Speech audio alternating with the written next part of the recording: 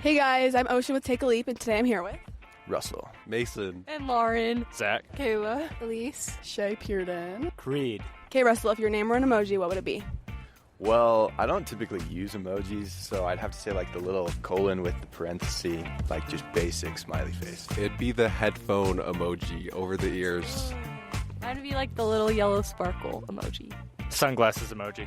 Maybe an apple? Mine would probably be like the side-eye emoji. Probably the chef's kiss emoji. I think it would be like the squinting eyes emoji, like just really looking at something. Welcome to this episode of Take a Leap.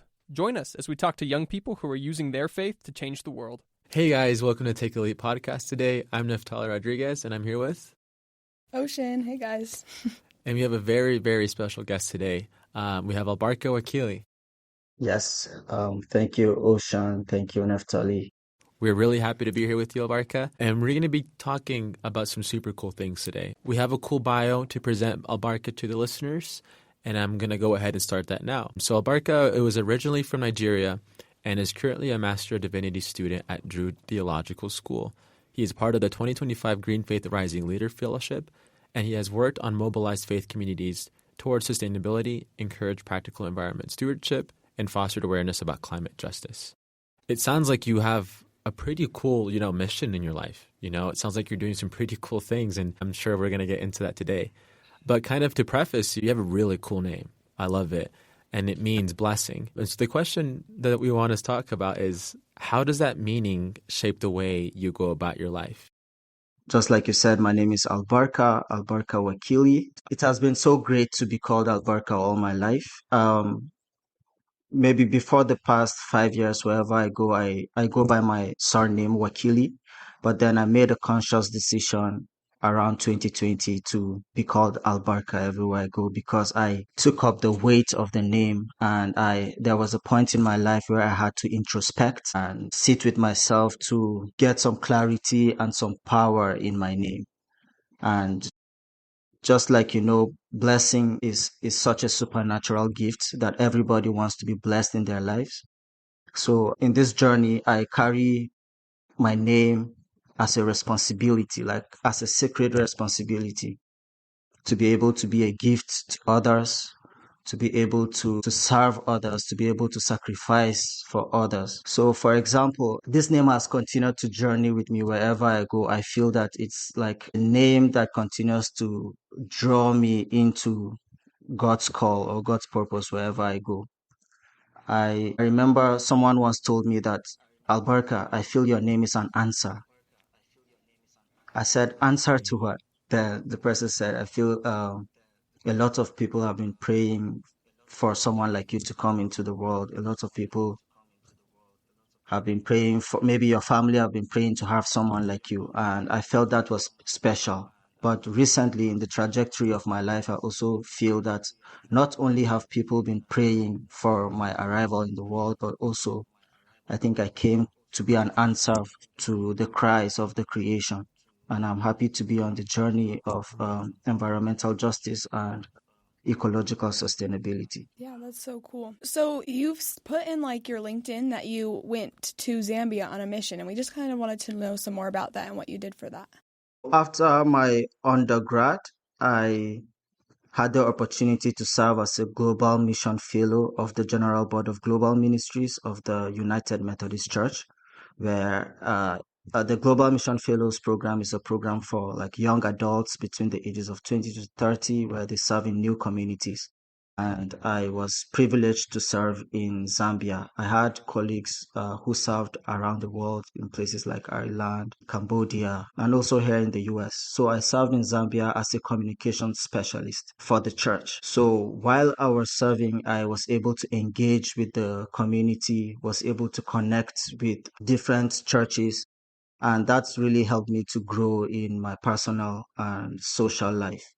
I remember that really enriched my journey, because one time I had a trip where I was like being a tour guide for missionaries. We went to Livingstone in Zambia, where we visited the Victoria Falls. Victoria Falls is one of the 7 natural wonders of the world. It's located between the borders of Zambia and Zimbabwe.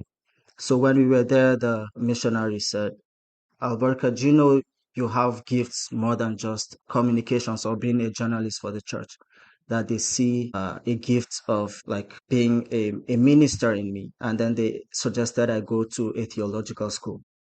So I feel that journey or that time was really special because we were in front of like Victoria Falls, where it, this wondrous and magnificent creation of God.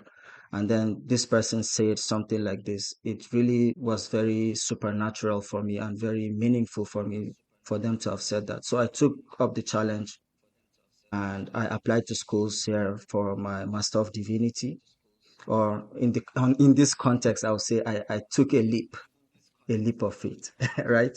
I took a leap to come to school here in the US. And since then, I have taken up the responsibility to be a steward, to be a protector, and a prophet for our planet. And it has been a wonderful journey so far.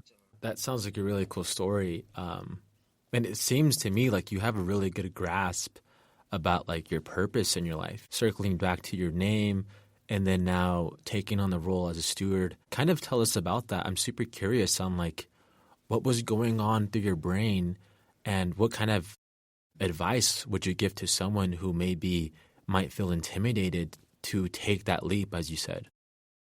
Well, somebody once said, like, rather than just pursuing your dreams, respond to a call. So I feel all my life I've been responding to that call. And so leadership, wherever you find yourself, is all about service. And I believe that every leader is a servant. I'm a Christian, and then I believe that Jesus was a servant leader. And so I try to be a servant wherever I am. So when I arrived on Drew Theological School campus, I was introduced to the garden, and then they showed me the garden. I arrived in a spring semester where it was still snowy, and I wasn't really acclimatized to winter and the snow culture. But then I took up the challenge to start planting things in the greenhouse where I planted tomatoes and kale. And then we later on, when it became warmer, we transplanted them in the garden, me and a couple friends of mine. So I felt that call to serve the community, just like my name, as a blessing, to be a blessing to others, as also others are blessing to me. So I see that collaboration between stewardship, sacrifice, giving as being part of a blessing for others. That's so cool. So it sounds like serving as a garden steward at the Drew's College has been both practical and spiritual. So how has working with the soil like changed the way you see and understand God?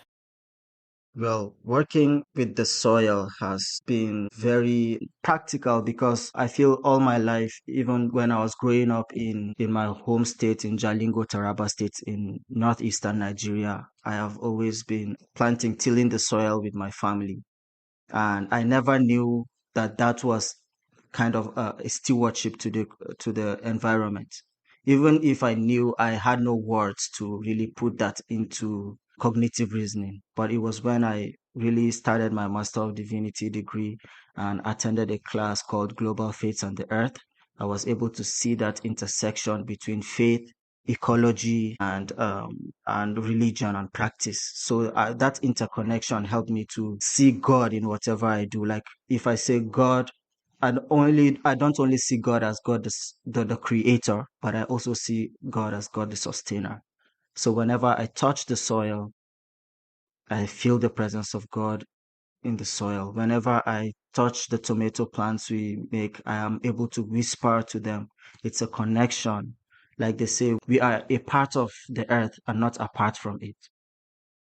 We are a part of the earth and not apart from the earth. So it's a relationship, it's a connection, it's a relationality between us humans and the environment. And that's where sometimes I see God not only as a vertical connection of me and God above, but also me and God with my neighbors and also with creation, the environment. Nice. I think that's so cool that you've been able to create that analogy between working in a garden and kind of relating that to your purpose.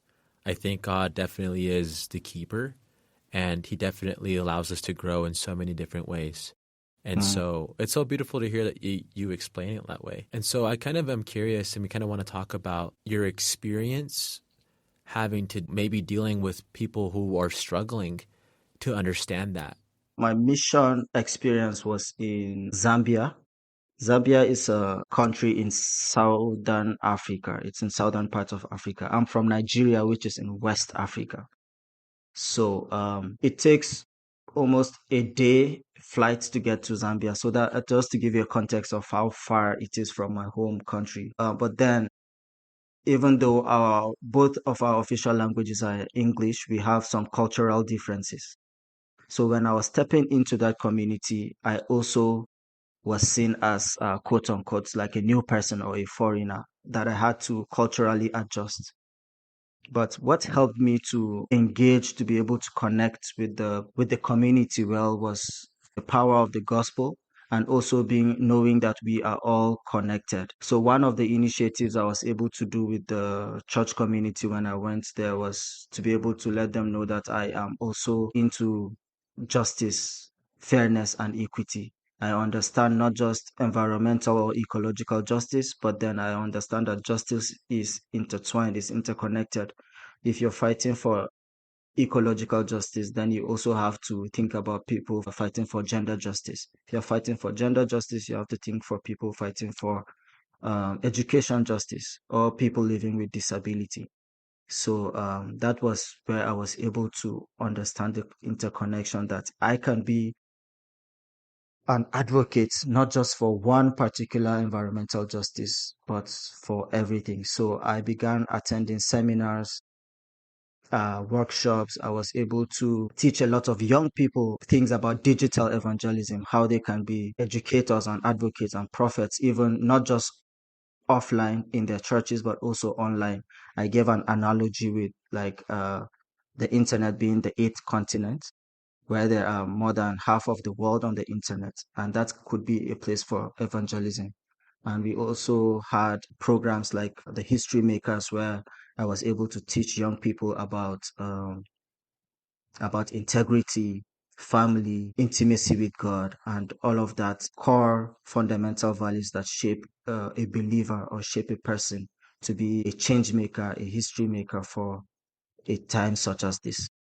Yeah, that's amazing. So you've talked a little bit about how you have experienced climate change firsthand in Nigeria, and I was just wondering how you keep hope alive, like when those hard facts just feel so overwhelming.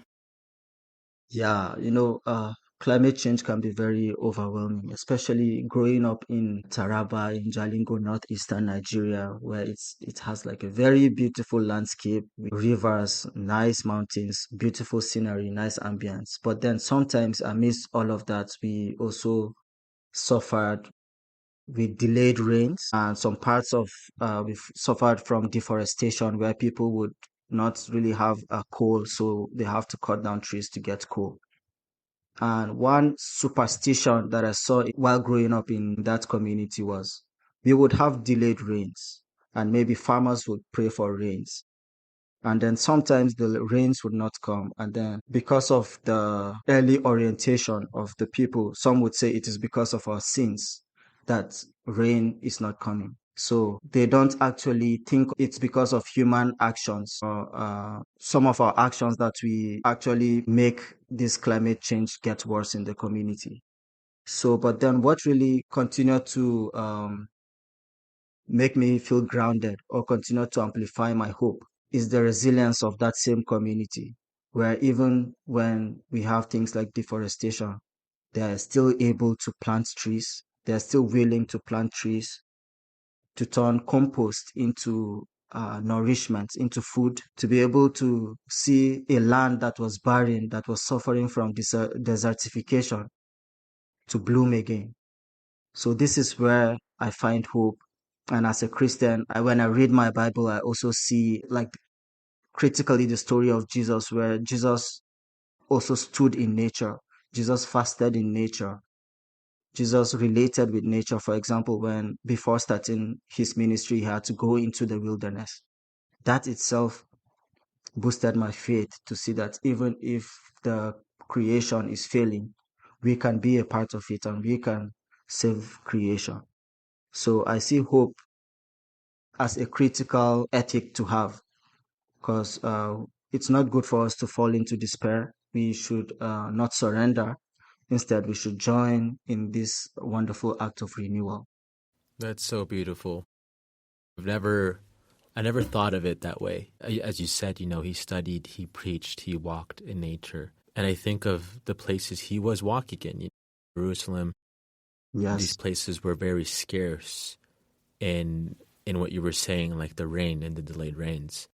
And it just makes you really just appreciate that we do come from different backgrounds and we come from different natures. Yes. Where we're from, we do get a lot of rain. We do get all seasons. And it's just so interesting to see and to just realize that although we may differ in different environments, God truly loves each and every one of us exactly the same. And so I think that was beautifully said. Thank you so much. That really touched me. So I liked what you were saying too, how the people kind of relate the nature part to something religious. And you said that you wanted to bridge the gap between the sacred and the practice in your future ministry. And so the question for me is, what does that look like in your day-to-day life? How do you plan to achieve that? What I mean by bridging sacred to practice is all about action. What actions am I taking in my daily life? Just like one of the people that I've looked up to has a concept called John Wesley, has a concept called practical divinity. So how do I bring my spirituality into daily practice? So most of the time I think of that by daily actions, doing pro-environmental behaviors, taking small steps, like as small as turning off the lights when I'm not using it, as unplugging my phone chargers when I'm not charging them, as small as having shorter showers, avoiding food waste instead of having big plates of food, and then when I have the food I see that I could only eat half, so I'd rather have smaller plates, finish it, and then when I see that I need more I go get it. So these are some of the small steps, practical steps that I take to be able to bridge my spirituality, what I understand that God demands of us, into practice. But apart from that, I also do that through advocacy. For instance, I do eco preaching, like 2 minutes preaching on my social media platforms. And another thing is having a conversation like this. Conversations spark other people. It has a ripple effect on a lot of people. So I think we are all in the right direction of bridging that gap between sacred and practice and the practical. So bravo and kudos to all of us on the call and all the team that have put this together. Yeah, for sure. I definitely agree with that. So you've been a part of global initiatives like the GreenFaith Rising Leader Fellowship, and you even got to meet Ban Ki-moon. Is that right? Yes. Ban Ki-moon is the 8th Secretary General of the United Nations. So he is the predecessor of Anthony Guterres, the current Secretary General of the United Nations. Mm-hmm. So my question was, what did that experience teach you about the power of faith leaders and addressing global challenges? Yes, meeting Ban Ki-moon was such a humbling experience for me, especially that I met him at a reception organized by the Ban Ki-moon Foundation for Eco Advocates, and I was fortunate to be invited for that. And it was really good for me to see that as a faith leader or someone that advocates for the planet with faith lenses, to be able to interact with people like that. It showed me that faith has a place in global policy. Apart from my GreenFaith Rising Leaders experience, where I was able to meet young eco advocates like me around the world, I was also fortunate to be part of the delegation for the major groups on children and youth for the United Nations recently at the ECOSOC Youth Forum, which is like Economic and Social Council. And I also had the privilege to attend the high-level political forum recently that was done in July.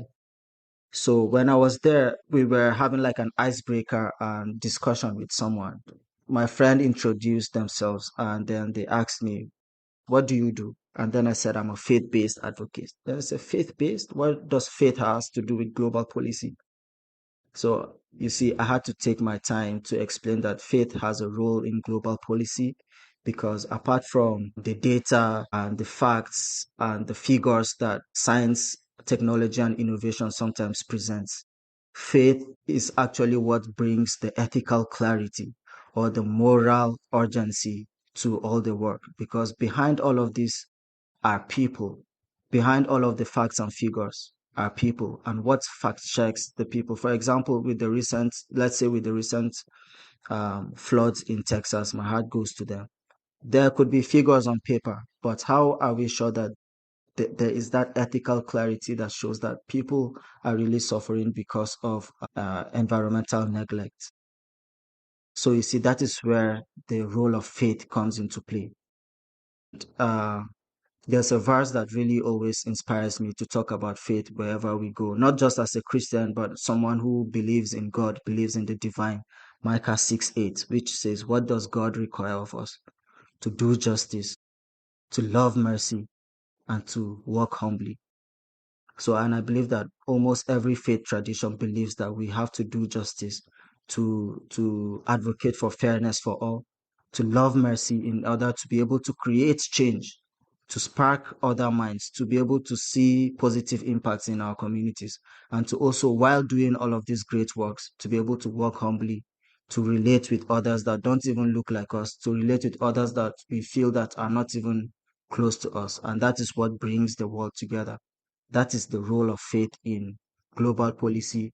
And that is why sometimes, even when it feels awkward, I feel compelled to talk about faith in global spaces that may not feel like that's where we are supposed to be discussing faith.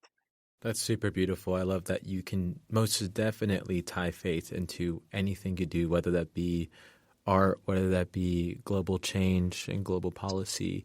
I think faith is the answer. Many of our listeners are young people, who want to spark change, as you were saying, and want to make a difference, but don't really know how. And so what small steps would you encourage them to take towards caring for the earth and their own communities? Yeah, thank you for that question. And to every person listening to me, especially young people, for example, I started my first steps into environmental advocacy by just planting trees in my compound in faraway Jalingo, Taraba State, Nigeria. And the simple answer is for you to start where you are with what you have. No matter how small it is good for you to take the little steps. It might be reducing waste. It might be using reusable bottles. It might be organizing cleanups, community cleanups, and so many other things. It might be starting a podcast. So, yeah, start where you are with what you have. And it is really going to go a long way because small steps become habits, and then it is habits that shape culture. So, it's important for us to start where you are and then put your faith into action. Thank you for listening. If you liked this episode, take a leap and share it with your friends and family. And follow us on Instagram, TikTok, and YouTube at Take a Leap Pod. Take a Leap is a production of BYU Radio. I'm James Sturdivant. Our production team includes Aaliyah Alexander, Heidi Hansen, Ocean Marshall, and Neftali Rodriguez.